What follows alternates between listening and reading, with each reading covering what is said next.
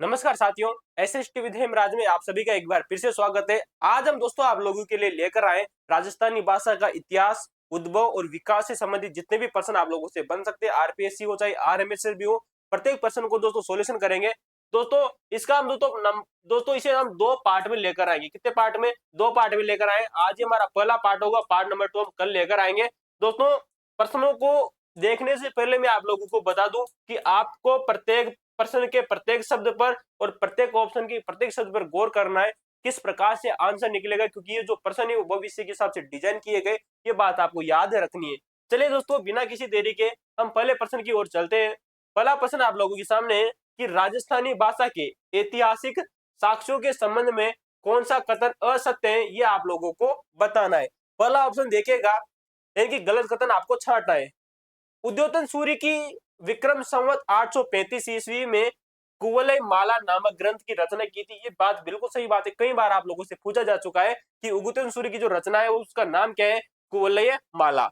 कुवलय माला नामक ग्रंथ में 18 देशी भाषाओं का वर्णन है। कई बार आप लोगों से पूछा जा चुका है। और इन 18 देशी भाषाओं में जो मरु भाषा है इसको भी सम्मिलित किया गया था। ये बात भी दोस्तों बिल्कुल सही बात आती है। अगला ऑप्शन देखिएगा कि मरु भाषा का संबंध मुख्य रूप से पूर्वी राजस्थान की क्षेत्रीय बोली से। दोस्तों यही ऑप्शन हमारा गलत हो जाएगा, क्योंकि आपको पता है मरु भाषा का जो संबंध है वो हमारी पूर्वी नहीं बल्कि पश्चिमी राजस्थान की जो भाषा है, पश्चिमी जो राजस्थान की भाषा है वहां से इसका दोस्तों संबंध आता है। तो हमारा ऑप्शन नंबर दोस्तों जो 3 है ये गलत हो जाएगा। क्यों गलत हुआ इसकी हमने आप लोगों से चर्चा की। अगला ऑप्शन देखिएगा कि जॉर्ज अब्राहम गिरेसन ने सन 1912 ईस्वी में राजस्थानी भाषा का, दोस्तों गौर करना, इन्होंने दोस्तों राजस्थानी दोस्तों जो शब्द है इसका सर्वप्रथम प्रयोग किया था। ये क्वेश्चन कई बार आप लोगों से पूछा जा चुका है, तो ये ऑप्शन भी दोस्तों सही प्रतीत होता है। ऑप्शन हमारा सी गलत हो जाएगा। क्यों गलत हुआ, चर्चा की। आइए दोस्तों अगले प्रश्न की चर्चा करते हैं। राजस्थानी राजस्थानी भाषा के विकास क्रम के बारे में आपसे गलत तथ्य की दोस्तों आपको पहचान करनी है। तो गलत तथ्य दोस्तों वो आपको छांटना है यहाँ से। पहला ऑप्शन आप देखिएगा कि समस्त भारतीय भाषाओं की जननी वैदिक संस्कृत को माना जाता है। ये बात बिल्कुल सही है। समस्त भारतीय जो भाषाएं थी दोस्तों इनकी जो जननी कही जाती है वो कही जाती है वैदिक संस्कृत को। किसको? ऑप्शन ए सही है दोस्तों। भाषाई जटिलता के कारण वैदिक संस्कृत पहले पाली में और फिर लौकिक संस्कृत में बदली। तो ये गलत हो जाएगा। जैसे भी हम भारतीय जो भाषाओं के दोस्तों विकास क्रम की चर्चा करते हैं तो वैदिक संस्कृति के बाद में पाली तो आती है दोस्तों, लेकिन उसके बाद में लौकिक संस्कृति नहीं आती है। इनका क्रम देखिएगा। हमारा ऑप्शन नंबर दोस्तों जो बी है ये गलत हो जाएगा। क्यों गलत हुआ? क्योंकि इसमें दोस्तों ये ऑप्शन गलत हो जाएगा। क्यों गलत हुआ उसकी चर्चा जरूर करेंगे। ठीक है दोस्तों, इसका उत्तर दोस्तों बी होगा। भाषा के विकास क्रम का संबंध पहले दोस्तों वैदिक संस्कृत आती है, वैदिक संस्कृत के बाद में दोस्तों पाली भाषा आई, पाली भाषा के बाद में प्राकृत भाषा आई और प्राकृत के बाद में अपभ्रंश भाषा आई थी और अपभ्रंश भाषा से राजस्थानी भाषा का विकास हुआ था। ये बात भी आपको याद रखनी है। तो याद रखना ऑप्शन नंबर दो तो बिल्कुल सी सही है। ये क्वेश्चन दोस्तों आरपीएससी द्वारा पूछा जा चुका है। ये बात भी आपको याद रखनी है, आरपीएससी द्वारा पूछा जा चुका है। इंपोर्टेंट प्रश्न है, याद रखना।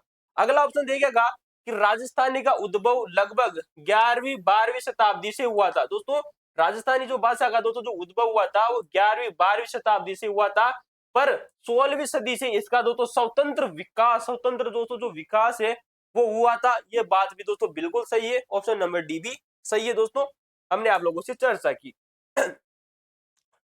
अब देखिएगा दोस्तों अगला प्रश्न आप लोगों के सामने बहुत ही शानदार प्रश्न हम आप लोगों के सामने रखते हैं कि राजस्थानी भाषा की उत्पत्ति से संबंधित अपभ्रंश के मतों, दोस्तों जो अपभ्रंश जो भाषा थी इसके मतों में कौन सा कथन असत्य है वो आप लोगों को बताना है। तो असत्य कथन की चर्चा करनी है।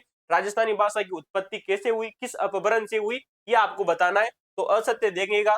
विद्वानों ने राजस्थानी के विकास में राजस्थानी के विकास में शोरसेनी, नागर और मरु गुजरी अपभ्रंश का उल्लेख किया। ये बात बिल्कुल सही है। अभी हाल ही में दोस्तों आरएमएस के द्वारा ये क्वेश्चन पूछा जा चुका है। वेरी वेरी मोस्ट इंपोर्टेंट है।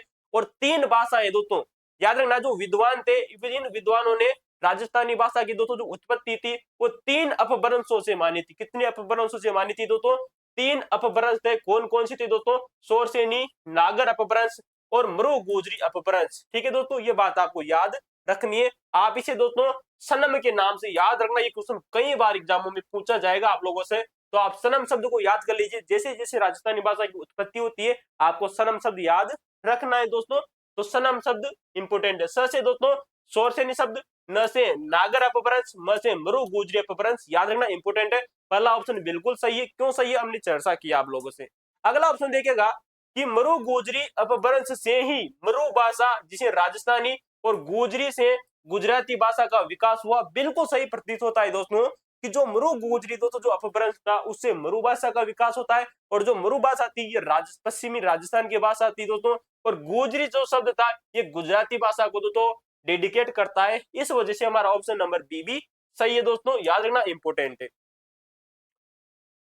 व्याकरण की दृष्टि से, व्याकरण की दृष्टि से राजस्थानी और गुजराती भाषाओं में कोई समानता नहीं पाई जाती है दोस्तों। नई शब्द को गौर कीजिएगा, इसी नई शब्द ने हमारी दोस्तों पूरे दोस्तों जो पंक्ति थी इसको डालमडोल कर दिया, पूरे क्वेश्चन की वाट लगा दी। हमारा ऑप्शन नंबर दोस्तों जो सी है वो दोस्तों गलत हो जाएगा। क्यों गलत हुआ? क्योंकि राजस्थानी भाषा और जो गुजराती भाषा थी इनमें कई प्रकार की समानताएं देखने को मिलती है, इसी वजह से इसे दोस्तों मृग गुजरी भाषा के नाम से जाना जाता है। ये देखे दोस्तों, तो इनमें दोस्तों समानता नहीं है, समानता है भाई, तभी तो ये क्वेश्चन गलत हुआ।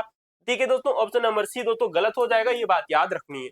अगला ऑप्शन देखेगा कि भौगोलिक और भाषाई विशिष्टता के कारण मरु गुजरी अपभ्रंश का मत अधिक उचित प्रतीत होता है। वेरी वेरी मोस्ट इंपोर्टेंट है दोस्तों, जब जब भी आपको दोस्तों अधिक गौर करना शब्द को दोस्तों, अधिक उचित प्रतीत होता है, यानी कि अगर इन तीनों की बात भी करें सोरसेनी, नागर और मरु गुजरी की, तो इनमें भी दोस्तों जो मरु गुजरी दोस्तों जो भाषा है दोस्तों ये अधिक प्रतीत होती है, यानी कि इसका दोस्तों जो मत है वो अधिक प्रचलित है। ठीक है दोस्तों, अधिक, ये बात आपको याद रखनी है। वेरी मोस्ट इंपोर्टेंट क्वेश्चन बन सकता है इस प्रकार से भी कि राजस्थानी भाषा के विकास में भी कौन सा मत सबसे अधिक प्रचलित है, मृग गुजरी वाला। तो ऑप्शन नंबर सी गलत हो जाएगा। चार ऑप्शनों की हमने आप लोगों से चर्चा की। अगला प्रश्न देखिएगा दोस्तों, बहुत ही शानदार प्रश्न है।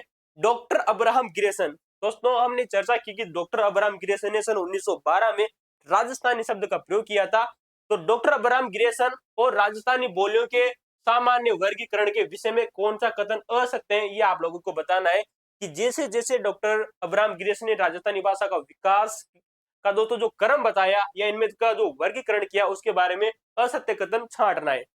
डॉक्टर गिरेसन ने राजस्थानी बोलियों को 5 मुख्य वर्गों में विभाजित किया। वेरी इंपोर्टेंट प्रश्न है, इंपोर्टेंट कई बार पूछा जा चुका है, ये पहला ऑप्शन सही है। मुख्य रूप से राजस्थानी बोलियों को देखिए दोस्तों, यहाँ पर बोलियों को मुख्य तो उन्होंने दो भागों में बांटा, पश्चिमी और पूर्वी में बांटा था। यानी कि उन्होंने कहा कि मुख्य रूप से उन्होंने पहले तो 2 भागों में बांटा और इन 2 भागों को पुनः दोस्तों 5 भागों में बांटा। ये बात आपको याद रखनी है, इंपोर्टेंट है। तो हमारा ऑप्शन नंबर 2 भी सही है दोस्तों। अगला ऑप्शन देखेगा कि मारवाड़ी, मेवाड़ी और शेखावाटी को पूर्वी राजस्थान के वर्ग में रखा जाता है। दोस्तों ये गलत हो जाएगा, गौर कीजिए। मारवाड़ी, मेवाड़ी और दोस्तों जो शेखावाटी है ये पूर्वी नहीं बल्कि दोस्तों पश्चिमी राजस्थान की बोलियां है हमारी। कैसी है दोस्तों? पश्चिमी दोस्तों जो हमारा राजस्थान है उसकी जो बोलियां आती है वो आती है मारवाड़ी, मेवाड़ी और शेखावाटी। तो दोस्तों हमारा ऑप्शन नंबर दोस्तों जो सी है वो गलत हो जाएगा। क्यों गलत हुआ ये इसकी हमने आप लोगों से चर्चा की। अगला ऑप्शन देखिएगा कि ढूंढाड़ी, हाड़ौती और मेवाती पूर्वी राजस्थान की बोलियों में प्रमुख उदाहरण देखने को मिलते हैं। ये बात ऑप्शन नंबर डी भी सही है। अगले प्रश्न की चर्चा करते हैं। अगर आप लोगों को दोस्तों प्रश्न अच्छा लगा हो तो आप वीडियो को लाइक कर सकते हो, शेयर कर सकते हो, सब्सक्राइब कर सकते हो। इस प्रकार के बेहतरीन प्रश्न हम आप लोगों के सामने करेंगे। लगभग 20 प्रश्नों की यह श्रृंखला है। मारवाड़ी बोली की विशेषताओं के संबंध में कौन सा कथन गलत है वो आपको छांटना है। तो दोस्तों जो रॉन्ग आंसर है वो आपको बताना है ABCD में से। मारवाड़ की भौगोलिक क्षेत्र विस्तृत होने के कारण साहित्य सर्जन भी इसमें अपेक्षाकृत अधिक हुआ है। तो मारवाड़ी जो बोली है दोस्तों, हमने बात की जॉर्ज अब्राहम गिरेसन ने 2 मुख्य वर्गों में बांटा, मुख्य तो 5 बांटा। तो उन 5 में से पहला ऑप्शन है आप लोगों के सामने मारवाड़ी बोली। मारवाड़ का भौगोलिक क्षेत्र विस्तृत है होने के कारण साहित्य सर्जन भी इसमें अपेक्षाकृत अधिक हुआ है। दोस्तों अभी हाल ही में एक RMSS के द्वारा एक ट्रेंड बनाया गया है रीट एग्जाम में कि दोस्तों पहले आपको कथन दिया गया है और कथन के बाद में कारण दिया गया था और आप लोगों से पूछा गया था कि कथन को पढ़िए और कारण को पढ़िए, फिर व्याख्या बताइए, व्याख्या करता है या नहीं करता है। जब जब भी आप लोगों से इस प्रकार के प्रश्न दोस्तों पूछे जाए एग्जाम के द्वारा तो आपको एक ट्रिक याद रखनी है। क्या ट्रिक आपको याद रखनी है? नोट याद रख लेना। कथन और कारण के ऑप्शन में कईयों की शब्द आपको लगाना है। क्या लगाना है दोस्तों? कईयों के शब्द को लगाकर देख लीजिए, अगर इसका उत्तर नजर आ रहा है तो प्रश्न वह व्याख्या करता है। जैसे कि देखिएगा प्रश्न दोस्तों कि मारवाड़ का भौगोलिक क्षेत्र विस्तृत होने के कारण साहित्य सर्जन भी इसमें अपेक्षाकृत अधिक हुआ है। दोस्तों कथन भी सही है और कारण भी सही है, हमारा ऑप्शन नंबर 1 राइट हो जाएगा। मारवाड़ी को कभी कभी राजस्थानी भाषा का पर्याय भी माना जाता है। आप लोगों ने कई बार नाम सुना होगा। देश विदेश में एक शब्द है, जब जब राजस्थान का इस्तेमाल न करके अगर दोस्तों मैं मारवाड़ी शब्द का इस्तेमाल किया जाता है कि ये तो दोस्तों मारवाड़ से आए। कहां से आए? दोस्तों कभी भी मेवाड़ की नहीं करते, हमेशा एक ही बात करते, भाई ये तो मारवाड़ी बनता है। ठीक है दोस्तों, तो आपको याद रखना है। तो मारवाड़ी को कभी कभी राजस्थानी भाषा का भी दोस्तों पर्याय माना जाता है, सेनोनिज माना जाता है। ये कई बार आप लोगों से बन सकते हैं, इंपोर्टेंट पर्सन है, याद रखना। इसकी जगह अगर मेवाड़ी दे दिया जाएगा तो गलत हो जाएगा। तो मैं फिर बोल रहा हूं, यहाँ पर मारवाड़ी की जगह अगर मेवाड़ी शब्द कर दिया ना तो गलत हो जाएगा। क्यों गलत होगा? क्योंकि मारवाड़ी को ही राजस्थानी भाषा का पर्याय माना जाता है। इंपोर्टेंट है, याद रखना। अगर आप चाहो तो इस प्रश्न को दोस्तों हम फेक आप सामने सबूत पेश कर देंगे। अगला ऑप्शन देखिएगा कि जोधपुर और बीकानेर, नागौर और बाड़मेर, जैसलमेर मुख्य रूप से मारवाड़ी भाषा के क्षेत्र माने जाते हैं। पश्चिमी राजस्थान में जो मारवाड़ी बोली जाती है उसके जो क्षेत्र है जोधपुर, बीकानेर, नागौर, बाड़मेर, जैसलमेर। ठीक है दोस्तों, याद रखना। ऑप्शन नंबर 2 तो सी भी सही है। तोरावाटी और राजावाटी मारवाड़ की बोली की प्रमुख उपबोलियां हैं। दोस्तों ये गलत हो जाएगा। हमने दोस्तों जो तोरावाटी और राजावाटी की बात करें तो दोस्तों ये दो हमारा ढूंढाड़ी क्षेत्र है। दोस्तों कैसा दोस्तों? जो ढूंढाड़ी क्षेत्र है दोस्तों, जयपुर वाला दोस्तों जो इलाका है उसकी दोस्तों प्रमुख बोलियां है तोरावाटी और राजावाटी। इस वजह से हमारा ऑप्शन नंबर डी है दोस्तों गलत हो जाएगा। ठीक है दोस्तों, याद रखना। देखिएगा तोरावाटी, राजावाटी और नागरचोल तीन बोलियां दोस्तों आप लोगों के सामने। तोरावाटी, राजावाटी, नागरचोल ढूंढाड़ी की उपबोलियां हैं। मारवाड़ी की उपबोलियों में सबसे जो इंपोर्टेंट है, एक है दोस्तों थली और एक है दोस्तों गोडवाड़ी। इंपोर्टेंट है दोस्तों गोडवाड़ी। दोस्तों ये दोस्तों सिरोही वाला दोस्तों जो इलाका है वहां पर बोली जाती है। तो दोस्तों जो मारवाड़ी दोस्तों जो बोली, इस मारवाड़ी की दो प्रमुख उपबोलियां दोस्तों थली और एक है दोस्तों गोडवाड़ी। ये बात आपको याद रखनी है, इंपोर्टेंट है। अगला प्रश्न आप लोगों के सामने है कि मेवाड़ी बोली और ढूंढाड़ी बोलियों की तुलनात्मक अध्ययन में असत्य कथन को चर्चा करनी है आप लोगों को। असत्य कथन कौन सा है? तो मेवाड़ी भी साथ में और साथ में ढूंढाड़ी भी है। मेवाड़ी को मुख्य रूप से उदयपुर, चित्तौड़गढ़, राजसमंद और भीलवाड़ा जिले में, ये बात दोस्तों सही है। जो मेवाड़ी का जो मुख्य क्षेत्र है दोस्तों भाषा का, वो आप लोगों के सामने है। ढूंढाड़ी बोली का संबंध प्राचीन ढूंढाड़ प्रदेश जिसे वर्तमान में आमेर राज्य कहा जाता था इससे रहा है। ये दोस्तों ऑप्शन भी सही है। ढूंढाड़ी बोली की सबसे बड़ी विशेषता इसमें 6 शब्द का प्रयोग किया गया जो कि गुजराती भाषा को प्रभाव को दर्शाता है। Very very most important option ये दोस्तों ये आरपीएससी के द्वारा पूछा जा चुका है, इंपोर्टेंट है, याद रखना है कि ढूंढाड़ी राजस्थान की क्वेश्चन पूछा गया था कि 6 शब्द का प्रयोग किस राजस्थानी भाषा में देखने को मिलता है। तो ढूंढाड़ी भाषा एक ऐसी बोली है दोस्तों, ढूंढाड़ी जो बोली है उसमें एक ऐसी बोली है जिसमें सबसे बड़ी दो विशेषता इसका दोस्तों 6 शब्द का प्रयोग करना है दोस्तों 6। लेकिन इसमें साथ में जो 6 शब्द आया है ये आया कहां से? ये आया है दोस्तों गुजरात से। कहां से आया दोस्तों? तो गुजराती जो बोली है इसका प्रभाव इस पर दोस्तों देखने को मिलता है। और साथ में आपको ये भी बात याद रखनी है कि 6 शब्द का दोस्तों हाड़ौती जो भाषा है दोस्तों, इस हाड़ौती भाषा के ऊपर पर भी 6 शब्द का दोस्तों प्रयोग किया जाता है। दोनों ऑप्शन देखने को मिल सकते हैं, इंपोर्टेंट है, याद रखना, बहुत ही शानदार ऑप्शन है। मेवाड़ी बोली में भी ढूंढाड़ी की तरह 6 शब्द का अत्यधिक प्रयोग किया जाता है। तो ये बात गलत हो जाएगी दोस्तों। क्यों गलत हो जाएगी? क्योंकि मैंने आप लोगों को बताया केवल ढूंढाड़ी में और हाड़ौती में। देखिएगा दोस्तों ढूंढाड़ी और हाड़ौती दो ही ऐसी बोलियां हैं जिनमें दोस्तों 6 शब्द का प्रयोग किया जाता है, जिस पर गुजराती भाषा का प्रभाव देखने को मिलता है। मेवाड़ी दोस्तों गलत हो जाएगा। ठीक है दोस्तों, हमारा ऑप्शन नंबर डी गलत है। अब दोस्तों मैं यहाँ पर आप लोगों को बता दूं जो मेवाड़ी दोस्तों जो भाषा है ना, इस मेवाड़ी को भी दोस्तों दो भागों में बांटा जाता है। किसको दोस्तों? दो भागों में। नंबर 1 आती है दोस्तों पर्वत मेवाड़ी। किसी दोस्तों? पर्वत की दोस्तों, यानी कि जो पर्वतीय जो इलाके हैं वहां पर बोली जाती है। और एक भाषा आती है दोस्तों मैदानी मेवाड़ी। किसी आती है दोस्तों? मैदानी मेवाड़ी। ये बात भी आपको याद रखनी, क्वेश्चन बन सकता है दोस्तों। अगले प्रश्न की चर्चा करते हैं आप लोगों के सामने, बहुत ही शानदार प्रश्न आप लोगों के सामने गौर करना दोस्तों। मेवाती बोली, हाड़ौती बोली और वागड़ी बोलियों के संबंध में कौन सा कथन गलत है, ये आप लोगों को छांटना है। हाड़ौती बोली का क्षेत्र कोटा, बूंदी, झालावाड़ और 12 जिले हैं। ये बात दोस्तों ऑप्शन नंबर 1 सही है। मेवाती बोली मुख्य रूप से अलवर और भरतपुर का दोस्तों जो मेवात वाला जो क्षेत्र है यहाँ पर बोली जाती है, ये बात भी बिल्कुल सही है।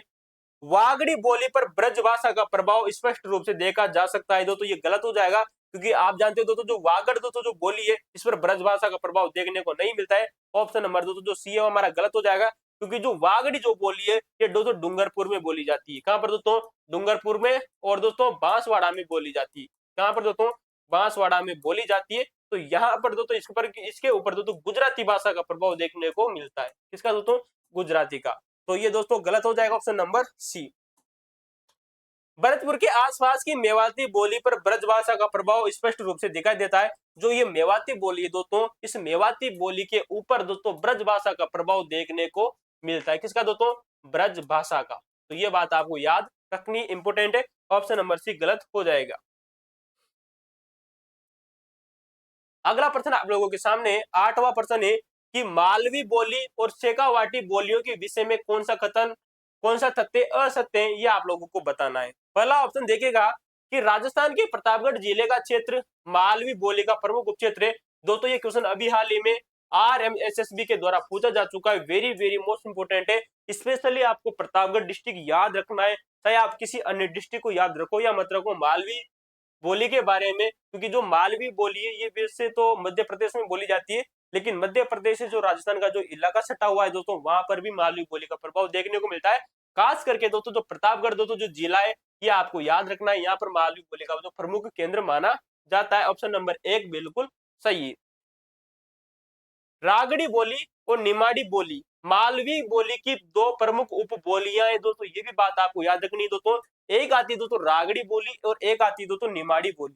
ये दोनों को दोनों मालवी बोली की प्रमुख उप बोलियां हैं। जिस प्रकार से हमने आप लोगों से बात की दोस्तों कि थल्ली और दोस्तों जो गोड़वाड़ी जो सिरोही में बोली जाती है, वो दोनों दोस्तों मारवाड़ी की उप बोलियां हैं। उसी प्रकार से रागड़ी और निमाड़ी भी दोस्तों मालवी बोली की उप बोलियां हैं। ये ऑप्शन भी दोस्तों बिल्कुल सही है।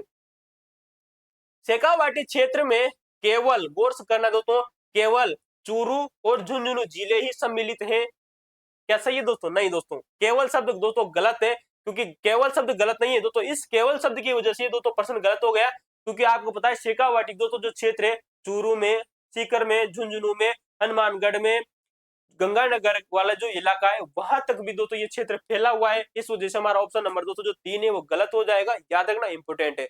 हनुमानगढ़ हनुमानगढ़ के साथ में दोस्तों सूरतगढ़ और गंगानगर तक कुछ क्षेत्रों में शेखावाटी का विस्तार माना जाता है। ये दोस्तों बात इंपोर्टेंट है, याद रखना। कभी कभी आप लोगों से पूछा जा सकता है। ये बहुत ही शानदार फैक्ट है। अगर आप लोगों ने इसे फैक्ट नहीं पढ़े तो पढ़िए दोस्तों। ये राजस्थान की मूल किताबें एनसीईआरटी और RBSC से तथ्य उठाए गए और राजस्थान की जो PYQ क्वेश्चन है दोस्तों ये, ठीक है दोस्तों, इंपोर्टेंट है। ऑप्शन नंबर डी सही है। हनुमानगढ़, सूरतगढ़ और गंगानगर के कुछ क्षेत्रों में भी शेखावाटी का विस्तार देखने को मिलता है। हो सकता है ये क्वेश्चन आप लोगों से दोस्तों भविष्य में बन सकते हैं। 100% विश्वास के साथ में जरूर कहता हूं दोस्तों। शेखावाटी के क्षेत्रों में चूरू झुंझुनू के अलावा हनुमानगढ़, सूरतगढ़, गंगानगर तक भी क्षेत्र सम्मिलित है दोस्तों। ठीक है, अगला प्रश्न देखेगा कि बीली बोली दोस्तों, बीली और पहाड़ी बोलियों के संबंध में कौन सा कथन असत्य है, ये आप लोगों को बताना है दोस्तों। तो असत्य दोस्तों जो कथन है वो आपको छांटना है। राजस्थान की आदिवासी जनजातियां, आदिवासी का मतलब है दोस्तों जो प्राचीन समय से जंगलों में रहती आ रही है, उन्हें हम आदिवासी जनजातियां कहते हैं। भील, ग्रासिया, मीणा अपनी विशिष्ट बोलियां रखते हैं। ये बात भी सही दोस्तों। भीलों द्वारा बोली जाने वाली बोली को भीली बोली, मीणाओं की बोली को अपनी दोस्तों मेणी बोली भी कहा जाता है, और ग्रासियाओं की बोली की जो विशेषता है वो अपनी एक विशिष्ट पहचान रखते हैं। ये बात एकदम सही है। भीलों का क्षेत्र व्यापक होने के कारण इनकी बोलियों में भीली बोली प्रमुख है। ये बात भी सही है। पहाड़ी बोलियों पर उनके आसपास के क्षेत्रों की बोलियों का कोई प्रभाव देखने को नहीं मिलता है दोस्तों। ये आपको ऑप्शन नंबर दोस्तों जो सी है वो गलत हो जाएगा, क्योंकि जो पहाड़ी बोलियों पर उनके आसपास के क्षेत्रों की बोलियों का कोई प्रभाव देखने को नहीं मिलता, नहीं पड़ता है दोस्तों। पड़ता है, जैसे जैसे हम दक्षिणी राजस्थान की ओर बढ़ते जाते हैं, वहां पर दोस्तों हमारा दोस्तों जो उदयपुर वाला इलाका है दोस्तों, डूंगरपुर वाला इलाका है, बांसवाड़ा का जो इलाका है, यहाँ पर दोस्तों जो ऊंची ऊंची जो पहाड़ियां आ जाती है दोस्तों, सिरोही वाला इलाका, यहाँ पर उन ऊंची ऊंची पहाड़ियों पर दोस्तों इस बीली बोली का दोस्तों प्रभाव देखने को मिलता है। तो ये बात आपको याद रखनी है। नहीं की वजह से हमारा ऑप्शन नंबर सी गलत हो जाएगा। ठीक है, अगला ऑप्शन है कि भीली और मीणा जैसी जनजातियां आज भी अपनी कबीला संस्कृति को सजाए हुए हैं। दोस्तों ये भी बात सही है। मीणा जनजाति और जो भीली जनजाति, ग्रासिया जनजाति, दोस्तों डामोर जनजाति अपनी संस्कृति को वर्तमान में भी सजोए रखे हुए हैं। ऑप्शन नंबर दोस्तों डी भी सही है। अगला देखते हैं दोस्तों, अगला प्रश्न है बहुत ही शानदार प्रश्न आप लोगों के दोस्तों में लेकर आया हूं। राजस्थानी साहित्य, राजस्थानी साहित्य के प्रारंभिक स्वरूप और लोक साहित्य के संबंध में कौन सा कथन असत्य है दोस्तों, ये आप लोगों को बताना है। तो प्रारंभिक दोस्तों जो स्वरूप है, यहाँ से इस प्रकार के बहुत ही बेहतरीन प्रश्न बनेंगे, इसको दोस्तों ध्यान रखना दोस्तों, इंपोर्टेंट है। राजस्थानी भाषा का प्रारंभिक साहित्य अभिलेखीय सामग्री जैसे शिलालेखों, सिक्कों और मोहरों के रूप में सम्मिलित मिलता है या मिलता है। दोस्तों ये भी बात सही है। राजस्थानी भाषा का जो साहित्य है वो सबसे पहले दोस्तों शिलालेखों पे लिखा गया, उसके बाद में दोस्तों ये सिक्कों पर लिखा गया, और सिक्कों के अलावा दोस्तों ये जो मोहरें होती थी दोस्तों, चौकोर या पंचमार्क सिक्के, कई प्रकार के सिक्के थे दोस्तों जो चलते थे, उन पर ये जो साहित्य है वो लिखा गया था। ऑप्शन नंबर 1 बिल्कुल सही है दोस्तों। अभिलेखीय सामग्री की मात्रा, यद्यपि गौर करना, अभिलेखीय सामग्री की जो मात्रा है यद्यपि बहुत अधिक है, किंतु इसका ऐतिहासिक महत्व बहुत कम है। क्या ये बात सही है दोस्तों? आपको पता है राजस्थान में क्या गली गली मोहल्ले में या कई गांवों में, क्या प्रत्येक घर में या प्रत्येक गांव में क्या हमें अभिलेख मिले? नहीं दोस्तों, राजस्थान में सिर्फ कुछ ही जगहों पर, या यूं कह सकते हैं दोस्तों बहुत कम मात्रा में अभिलेख मिले हैं, और उनका दोस्तों महत्व अधिक है। गौर करना, ये जो अभिलेख मिले दोस्तों ये तो बहुत कम मिले, क्या मिले दोस्तों? बहुत कम मिले, लेकिन तो इनका दोस्तों जो ऐतिहासिक जो महत्व है वो अधिक है। इस वजह से दोस्तों ये हमारा ऑप्शन है दोस्तों वो गलत हो जाएगा, क्योंकि जो अभिलेख है वो ज्यादा मिले, इनका महत्व ज्यादा है दोस्तों। तो ये ऑप्शन नंबर दोस्तों जो बी है ये गलत हो जाएगा। क्यों गलत होगा इसकी हमने आप लोगों से चर्चा जरूर की दोस्तों। लिखित साहित्य में वाणी निष्ठता की विशेषता रही है। लिखित साहित्य में जो वाणी निष्ठता है, इनकी जो बोलियां हैं दोस्तों प्रत्येक संत की, प्रत्येक व्यक्ति की, प्रत्येक महाराजा की अपनी एक विशिष्टता रही थी दोस्तों, जिसे लोक साहित्य कहा गया है दोस्तों। ये बात आपको याद रखनी है, very very most important fact है दोस्तों। ऐसा प्रश्न आप लोगों से आरपीएससी द्वारा पूछा जा सकता है। लोक साहित्य जन अनुभव का अक्षय भंडार है, जो विशिष्ट विविध विवादताओं में अविरल परंपरा से प्राप्त होता है। ये बात भी सही है। ऑप्शन नंबर दोस्तों जो डी है ये भी बिल्कुल सही है। तो हमारा ऑप्शन नंबर दोस्तों जो बी है वो गलत हो जाएगा, क्योंकि प्रारंभिक अभिलेख सामग्री अत्यंत यानी कि बहुत कम मात्रा में उपलब्ध है, लेकिन इसका दोस्तों जो ऐतिहासिक और जो साहित्यिक जो महत्व है वो बहुत अधिक ज्यादा है दोस्तों। इस वजह से दोस्तों ऑप्शन दोस्तों जो बी है वो गलत हुआ था। अगला ऑप्शन देखिएगा, प्रश्न है आप लोगों के सामने कि राजस्थानी साहित्य के काल विभाजन और काल क्रम के विषय में कौन सा कथन गलत है या कौन सा तथ्य गलत है, ये आपको इसकी पहचान करनी है दोस्तों। यहां से एक बार नहीं लगभग दोस्तों 15 से 30 बार एग्जामों में क्वेश्चन पूछा जा चुका है, कई बार आप लोगों को ये प्रश्न देखने को मिलता है। लेकिन मैं दोस्तों आपको आगे बढ़ने से पहले मैं आपको दोस्तों एक ट्रिक बता देता हूं, जिससे दोस्तों कभी भी आपका ये प्रश्न गलत नहीं होगा। ठीक है दोस्तों, तो राजस्थानी साहित्य और काल विभाजन की जब जब आप लोगों से चर्चा की जाए तो आप एक ट्रिक याद रखना, इसका नाम है दोस्तों वीर भा सरा वी। ठीक है दोस्तों, ये ट्रिक आपको याद रखनी है। वीर एक अलग शब्द है दोस्तों, भा शब्द, सरा शब्द दोस्तों, और वी शब्द दोस्तों, वीर भा सरा वी। वीर का मतलब हो जाएगा दोस्तों वीर, वीर गाथा काल दोस्तों। ऑप्शन नंबर देखिए दोस्तों ऑप्शन 1 में दिया गया। भ का मतलब हो जाएगा दोस्तों भक्ति काल दोस्तों, जो कि सेकंड नंबर पर आता है। स से आ जाएगा दोस्तों श्रृंगार काल। कैसा दोस्तों? श्रृंगार, श्रृंगार, नीति व नीति परक काल। ठीक है दोस्तों, नीति परक काल। और दोस्तों वी का मतलब हो जाएगा दोस्तों हमारा कौन सा दोस्तों? ये दोस्तों आधुनिक काल दोस्तों। ठीक है दोस्तों, तो ये बात आपको याद रखनी है, वीर बा सरावी। ठीक है, इंपोर्टेंट है। अब दोस्तों हमारे ऑप्शनों की चर्चा कर लेते हैं। प्राचीन काल जो सबसे पहले आया दोस्तों, जिसमें कहा था दोस्तों वीरगाथा काल का समय 1050 से 1450 ईस्वी तक माना गया है। ये बात दोस्तों बिल्कुल सही नजर आती है, ऑप्शन 1 सही है। तो वीरगाथा काल का जो समय 1050 से 1450 के बीच में था। पूर्व मध्य काल आया, जिसे हम दोस्तों वर्तमान में जिसे भक्ति काल भी कहा जाता है। इसकी अवधि 1450 से 1650 ईस्वी के बीच स्वीकार की गई, ये बात भी सही है। उत्तर मध्य काल का समय 1650 से 1850 ईस्वी के बीच रहा है दोस्तों, और इस उत्तर मध्य काल को क्या कहा जाता है दोस्तों? इसे कहा जाता है दोस्तों श्रृंगार काल। श्रृंगार व नीति परक काल, नीति परक काल। ठीक है दोस्तों, ये बात आपको याद रखनी है, इंपोर्टेंट है। आधुनिक काल का प्रारंभ सन 1947 ईस्वी भारत की स्वतंत्रता से अद तक माना जाता है। दोस्तों ये गलत हो जाएगा, क्योंकि जैसे ही दोस्तों उत्तर मध्य काल दोस्तों यहाँ से समाप्त होता है 1850 ईस्वी से, और यहीं से दोस्तों हमारा आधुनिक काल प्रारंभ हो जाता है 1850 से। कब से दोस्तों? 1850 से शुरू होता है, न कि सन 1947 से। इस वजह से हमारा दोस्तों जो ऑप्शन नंबर दोस्तों जो डी है ये गलत हो जाएगा, ये बात आपको याद रखनी है। तो आधुनिक काल का प्रारंभ सन 1850 से अद तक यानी कि अब तक माना जाता है, न कि सन 1947 से। अगला प्रश्न देखिएगा दोस्तों, आप लोगों के सामने बहुत ही शानदार प्रश्न है कि प्राचीन काल, जिसे दोस्तों प्राचीन काल को जिसे वीर गाथा काल कहा जाता था, 1050 से दोस्तों 1450 के बीच में, इसकी परिस्थितियों और रचनाओं के बारे में कौन सा कथन असत्य है दोस्तों, ये आप लोगों को बताना है। ठीक है दोस्तों, पश्चिमी दिशा से होने वाले निरंतर हमलों के कारण राजस्थान के शासकों को अत्यधिक संघर्ष करना पड़ा था। प्राचीन काल का मतलब दोस्तों जब 11वीं शताब्दी चल रही थी, 11वीं 12वीं 13वीं में, 11वीं 12वीं शताब्दी का समय वो समय था जब हमारे राजस्थान में पश्चिमी जो क्षेत्र था दोस्तों, वहां से कई बार आक्रमण होते थे। तो उस वजह से हमारे राजस्थान के जो शासक थे इनको निरंतर संघर्ष करना पड़ा था। ये बात हमारी सही नजर आती है, ऑप्शन नंबर 1 सही है। समाज में वीर नायकों के आदर्श प्रस्तुत करने के लिए वीर रसात्मक काव्यों का दोस्तों सर्जन किया गया। दोस्तों ये बात बिल्कुल सही है, जो वीर नायक थे, जो युद्ध में लड़ते थे दोस्तों, अपनी वीरता को प्राप्त करते थे, उनके लिए दोस्तों जो साहित्य का सर्जन किया गया वो वीर रसात्मक काव्यों में किया गया। ये बात भी सही है, ऑप्शन नंबर बी भी सही है। इस काल की सबसे महत्वपूर्ण रचनाओं में दोस्तों श्रीधर व्यास की रणमल छंद आती है। वेरी मोस्ट इंपोर्टेंट है ये क्वेश्चन दोस्तों, RMSSB के द्वारा पूछा जा चुका है कि वीर गाथा काल की एक महत्वपूर्ण रचना का नाम बताइए, जिसमें जो सबसे प्रमुख रचना है वो आती है दोस्तों श्रीधर व्यास की रणमल छंद। और इसी दोस्तों जो वीर गाथा काल आता है, इसी पर दोस्तों श्री रणदल व्यास के अलावा दोस्तों जैन साहित्य भी उपलब्ध है दोस्तों। तो जैन जो व्यक्ति थे दोस्तों, जैन साहित्य, जैन साहित्य, जैन साहित्य की जो रचनाएं आती है वो भी दोस्तों इसी वीरगाथा काल में रचनाएं। ठीक है दोस्तों, ये जो रचनाएं दोस्तों जैन साहित्य की रचनाएं वो भी इसी वीरगाथा काल यानी कि दोस्तों प्राचीन काल में मानी जाती है। ये भी बात आपको याद रखनी, ऑप्शन नंबर सी भी सही है, इंपोर्टेंट है।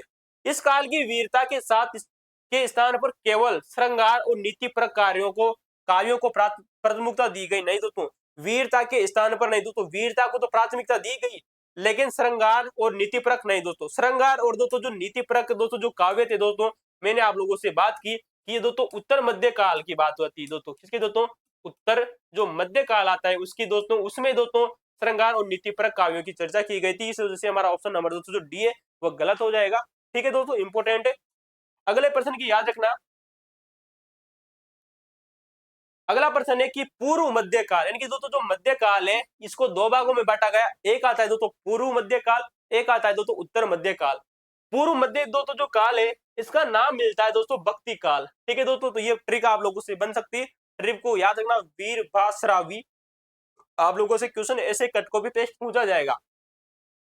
भक्ति काल में निर्गुण संप्रदायों और उनकी शिक्षाओं के संबंध में कौन सा कथन गलत है, ये आप लोगों को बताना है दोस्तों। पहला ऑप्शन देखेगा कि इस काल में यानी कि दोस्तों जो भक्ति काल आया कब से कब तक आया, 1450 से 1650 के बीच में। ठीक है दोस्तों, याद रखना। इसमें राम स्नेही, दादू पंथ, बिश्नोई संप्रदाय, जसनाती संप्रदाय जैसे संप्रदायों का उदय हुआ। ये बात बिल्कुल सही बात है, क्योंकि सारे के सारे दोस्तों कैसे थे दोस्तों, भक्त व्यक्ति थे, संत थे।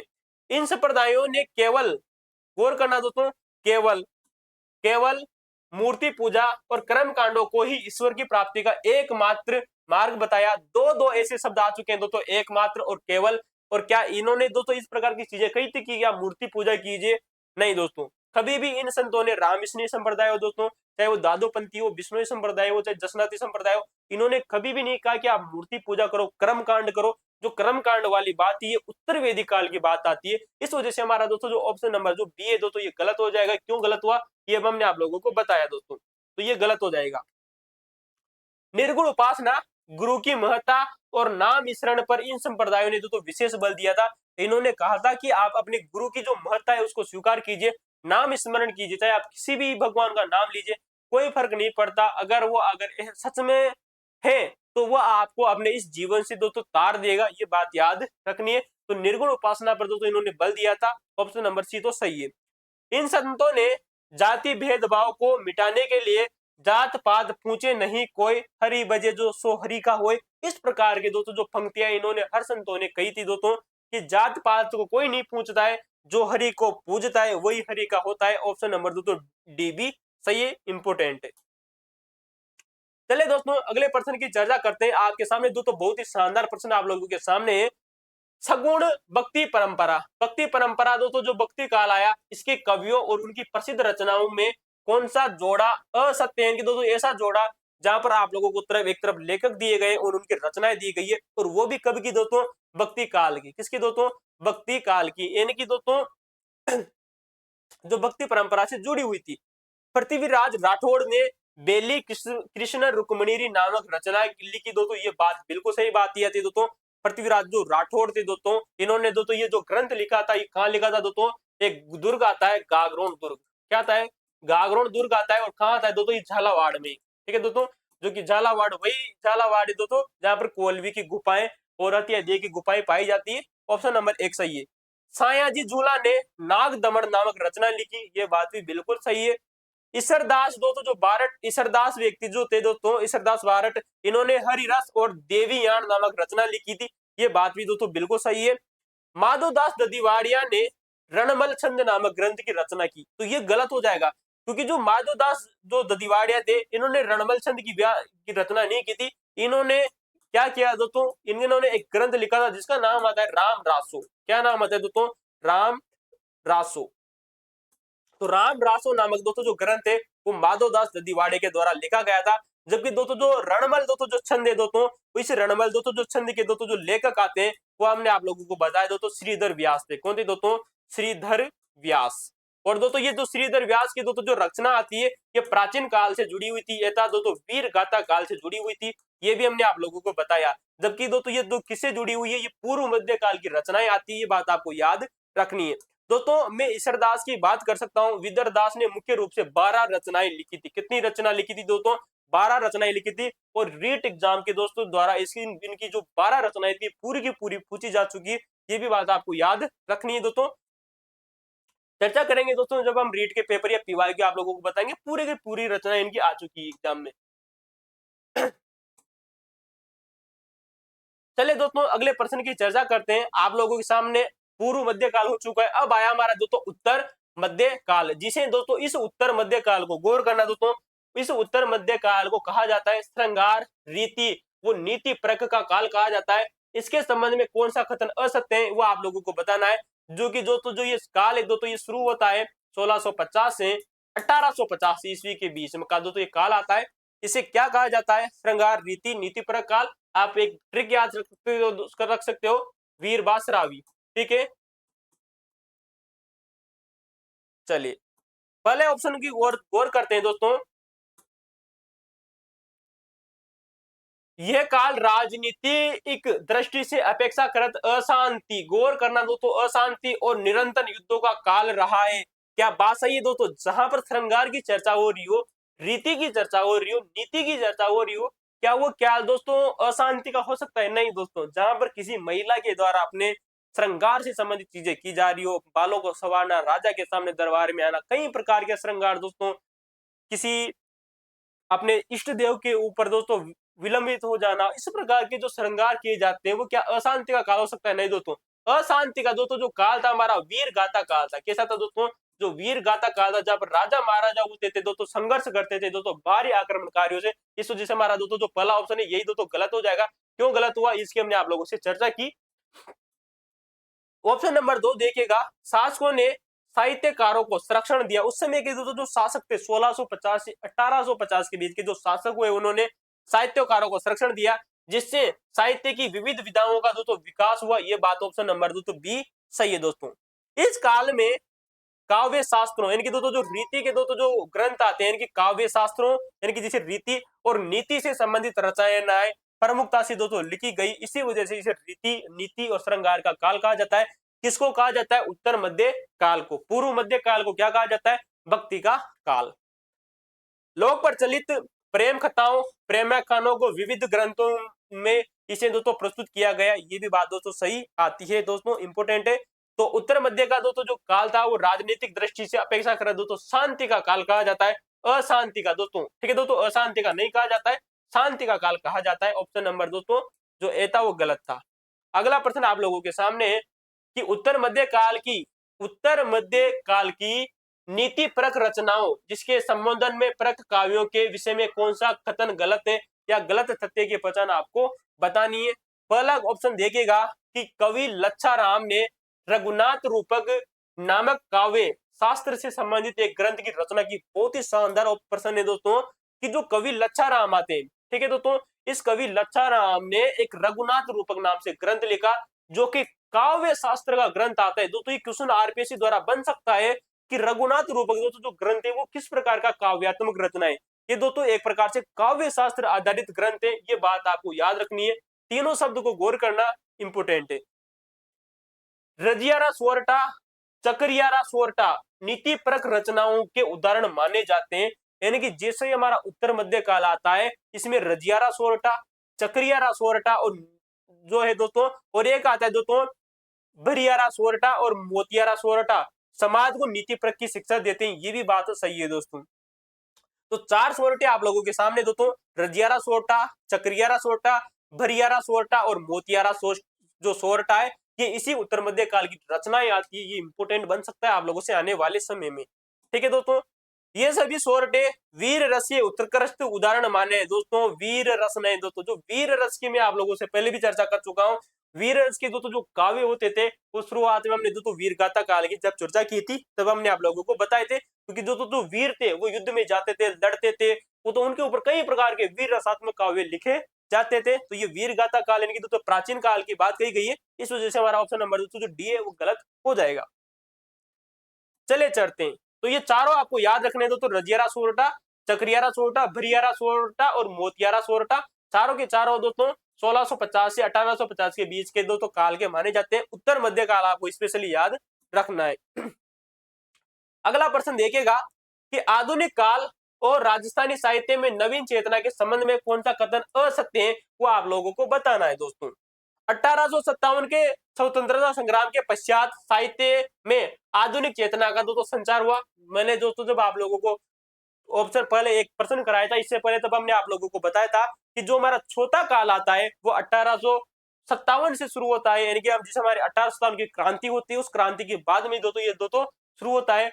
आधुनिक चेतना के शंखनाद मारवाड़ के बांकीदास और बूंदी के सूर्यमल मिश्रण को माना जाता है। ये बात वेरी मोस्ट इंपोर्टेंट है कि आधुनिक चेतना का जो शंखनाद होता है सन 1850 ईस्वी के समय दोस्तों दो प्रमुख दोस्तों व्यक्तियों के नाम आप लोगों को दिए गए। कवि बांकीदास जो कि दोस्तों मारवाड़ के एक प्रसिद्ध कवि हुए थे, और बूंदी के दोस्तों जो सूर्यमल मिश्रण थे इन्होंने ही दोस्तों 1857 की क्रांति का दोस्तों शंखनाद किया था। ये बात आपको याद रखनी है। ऑप्शन नंबर बी सही है दोस्तों। बांकीदास और सूर्यमल मिश्रण के विचारों ने समाज में केवल गौर करना केवल धार्मिक कट्टरता को बढ़ावा दिया। क्या इन्होंने दोस्तों धार्मिक कट्टरता को बढ़ावा दिया था? नहीं दोस्तों, इनकी जो रचना है ना इनमें कई प्रकार का दोस्तों साहित्य लिखा गया दोस्तों। आर्थिक साहित्य हो सकता है, प्रशासनिक साहित्य हो सकता है, देश धर्म के बारे में हो सकता है, लेकिन कभी भी इन्होंने दोस्तों धार्मिक कट्टरता वाली बात नहीं कही थी। इस वजह से हमारा दोस्तों जो तीसरा ऑप्शन है दोस्तों ये गलत हो जाएगा।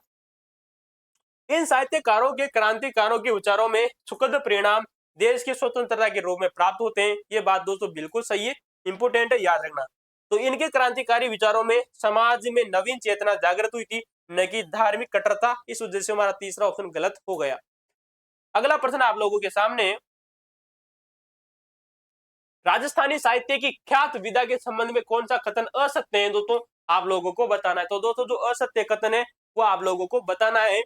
देशी राज्यों के राजाओं ने अपने सम्मान सफलताओं के विवरण के रूप में इन्हें लिखवाया। दोस्तों वेरी वेरी मोस्ट इंपोर्टेंट है। आप लोगों से आरएस मेंस में भी इस प्रकार की परिभाषा बन सकती है, और आरपीएससी द्वारा तो कई बार एक क्वेश्चन पूछा जा चुका है कि ख्यात की परिभाषा क्या होती है। ख्यात होती है दोस्तों कि देशी राज्यों के राजाओं ने अपने सम्मान में और सफलताओं के विवरण के रूप में और विशिष्ट कार्यों के रूप में जो लेख लिखवाए उसे क्या कहा जाता है दोस्तों? उसे कहा जाता है दोस्तों ख्यात। ठीक है दोस्तों, ऑप्शन नंबर एक बिल्कुल सही है।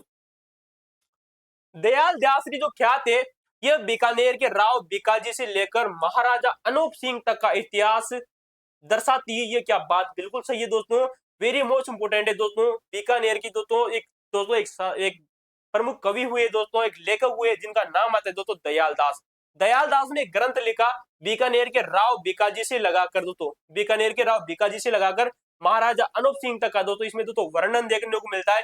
ये क्वेश्चन दोस्तों RMSSB के द्वारा पूछा जा चुका है, वेरी मोस्ट इंपोर्टेंट है, आपको याद रखना है कि दयाल दास के ख्यात में कहां तक का दोस्तों वर्णन देखने को मिलता है। ऑप्शन नंबर बी सही है। मूणोत नैणसीरी ख्यात इस परंपरा की एक विशिष्ट और महत्वपूर्ण रचना मानी जाती है। तो आप लोगों ने नाम सुना होगा दोस्तों, मूणोत नैणसीरी जो ख्यात है वो भी ख्यात साहित्य की एक महत्वपूर्ण रचना मानी जाती है। ख्यात केवल संतों और महात्माओं के जीवन परिचय तक ही सीमित होती है। दोस्तों ये गलत हो जाएगा। मैंने आप लोगों को बताया कि जो ख्यात केवल संतों और महात्माओं के जीवन परिचय तक ही सीमित होती है, गलत हो जाएगा। मैंने आप लोगों से चर्चा की जो ख्यात होती है वो देशी राजाओं के अपने सम्मान सफलताओं के विवरण के रूप में दोस्तों लिखा जाता था। इस वजह से हमारा ऑप्शन नंबर डी गलत हो जाएगा। अब इसका उत्तर क्या होगा? ऑप्शन देखिएगा कि संत और दोस्तों जो महात्मा होते थे, संत होते थे और जो महात्मा होते थे, इनके दोस्तों जो जीवन परिचय तक के दोस्तों जीवन परिचय के दोस्तों जो ग्रंथ होते थे, इन्हें क्या कहा जाता था? इन्हें कहा जाता था दोस्तों पर्ची। कई बार RMSSB के द्वारा ये पूछा जा चुका है, वेरी मोस्ट इंपोर्टेंट है कि संतों और महात्माओं के दोस्तों जो जीवन परक रचनाएं होती है इन्हें पर्ची कहा जाता है। तो संतों की जीवनी परिचय ग्रंथ परिचय कहलाता है। क्या कहलाता है दोस्तों? पर्ची कहलाता है, पर्ची। ठीक है दोस्तों, इंपोर्टेंट है, पूछा जा चुका है RMSSB के द्वारा। अगला प्रश्न देखिएगा कि वचनिका साहित्य। दोस्तों एक वचनिका साहित्य भी हमारे राजस्थान में आती है। कई प्रकार की साहित्य चलते हैं, ख्यात, वचनिका, दवा, वेत, शिलाएं हो गया दोस्तों, मरसिया हो गया दोस्तों, सिलोका हो गया, कई प्रकार की रचनाएं देखो आप लोगों को देखने को मिलती है। और अगली रचना आप लोगों के सामने दोस्तों वचनिका से संबंधित। वचनिका साहित्य विधा, जो विधाएं होती है इनमें गलत तथ्य की आपको पहचान करनी है कि वचनिका के बारे में कौन सा कथन गलत है। पहला ऑप्शन देखिएगा कि वचनिका शब्द संस्कृत भाषा के वचन शब्द से बनाया गया, ये बात बिल्कुल सही है, ऑप्शन नंबर 1 सही है। क्योंकि संस्कृत भाषा का एक शब्द आता है दोस्तों वचन, और इसी वचन से दोस्तों वचनिका शब्द बना, ये बात आपको याद रखनी है। ये एक ऐसी तुकांत गद्य और पद्य रचनाएं दोस्तों जिसमें अत्यानुप्रास दोस्तों मिलता है। वेरी वेरी मोस्ट इंपोर्टेंट है, क्वेश्चन पूछा जा चुका है दोस्तों कि वचनिका किस प्रकार की साहित्यिक विधा है, गद्य की, पद्य की, या फिर दोस्तों टम्पू से लेगी या उपरोक्त सभी। तो दोस्तों यार ना, ये गद्य और पद्य की दोस्तों रचना मानी जाती है जिसमें अत्यानुप्रास दोस्तों देखने को मिलता है। इंपोर्टेंट है, याद रखना, बहुत ही शानदार प्रश्न बन सकता है। अचल दास खींचीरी वचनिका शिवदास गार्डन द्वारा रचित एक प्रसिद्ध रचना मानी जाती है। ये भी बात सही है कि जो शिवदास गार्डन हुए दोस्तों, इन्होंने अचल दास दोस्तों जो खींचीरी वचनिका लिखी, जो कि वचनिकाओं में दोस्तों सबसे प्रमुख रचना मानी जाती है। वचनिकाओं में कभी कभी गद्य का प्रयोग नहीं होता, ये केवल पद्य में लिखी गई, गलत हो जाएगा क्योंकि हम पहले भी चर्चा कर चुके हैं कि ये दोस्तों गद्य और पद्य में लिखी गई। इस वजह से हमारा जो ऑप्शन नंबर दोस्तों जो डी है वो गलत हो जाएगा। क्यों होगा? क्योंकि इसमें गद्य और पद्य दोनों को दोस्तों देखने को मिलते हैं। इसके अलावा दोस्तों आपको एक बात याद रखनी है कि अचल दास खींची की दोस्तों जो वचनिका आती है जो कि शिवदास गार्डन के द्वारा लिखी गई थी, इसके अलावा एक और वचनिका आती है राठौड़ रतन सिंह महेश दासोत्री वचनिका। तो ये भी बात भी आपको याद रखनी है दोस्तों, इंपोर्टेंट प्रश्न बन सकता है दोस्तों कि दोस्तों क्वेश्चन किस प्रकार से बनेगा कि राठौड़ रतन सिंह महेश दासोत्री दोस्तों यहाँ पर डैश डैश डैश दे देगा और पूछा जाएगा कि ये क्या है, वचनिका है, दवा, वेत है, सिलोका है। ठीक है, इस प्रकार के आप लोगों को ऑप्शन देखने को मिल सकते हैं, तो याद रखना ये एक प्रकार से वचनिका है। अगला प्रश्न आप लोगों के सामने है कि दवा, वेत और वचनिका के तुलनात्मक अध्ययन में कौन सा कथन असत्य है, ये आप लोगों को बताना है।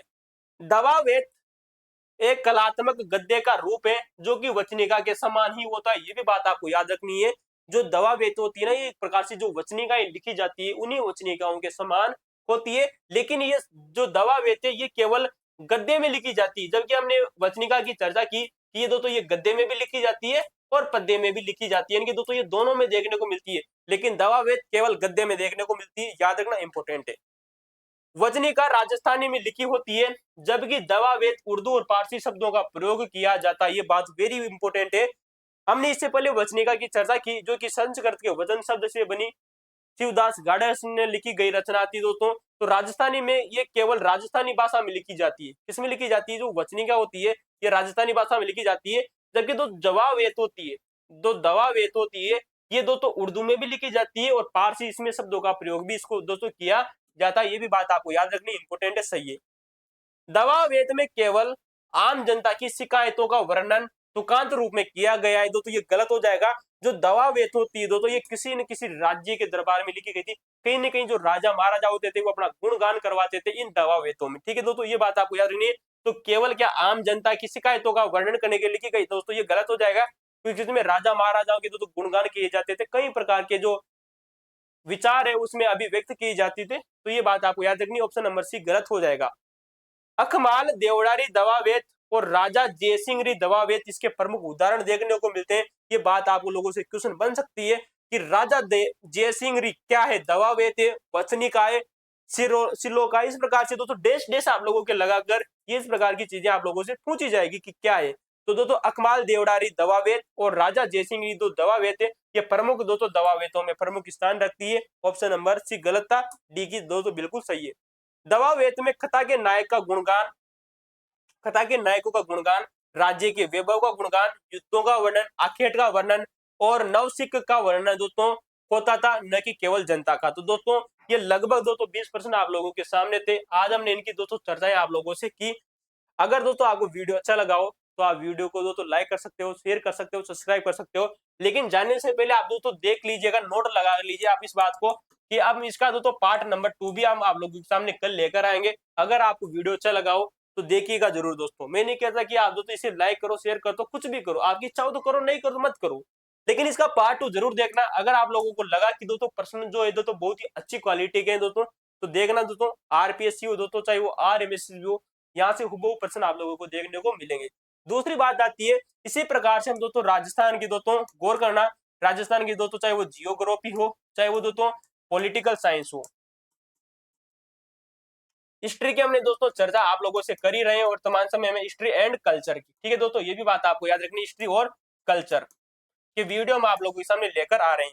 इसके अलावा अगर आप दोस्तों पढ़ना चाहते हैं तो दोस्तों हम इसके अलावा हम आप लोगों के सामने दोस्तों भारतीय इतिहास की दोस्तों, किसकी दोस्तों, भारतीय इतिहास हो गया दोस्तों, जियोग्राफी हो गई दोस्तों और वर्ल्ड की जियोग्राफी, साथ में दोस्तों जो कॉन्स्टिट्यूशन की दोस्तों क्लास भी हम आप लोगों के लिए लेकर आए। अगर आपको ये तीनों चीजें देखनी है तो आप हमारे दोस्तों पुराने वीडियो भी जाकर देख सकते हो। प्लेलिस्ट में हमने हैंड राइटिंग नोट्स के रूप में हम लोगों को बताए थे दोस्तों, काफी हेल्पफुल रह रहे हैं दोस्तों बच्चों के लिए, याद रखना।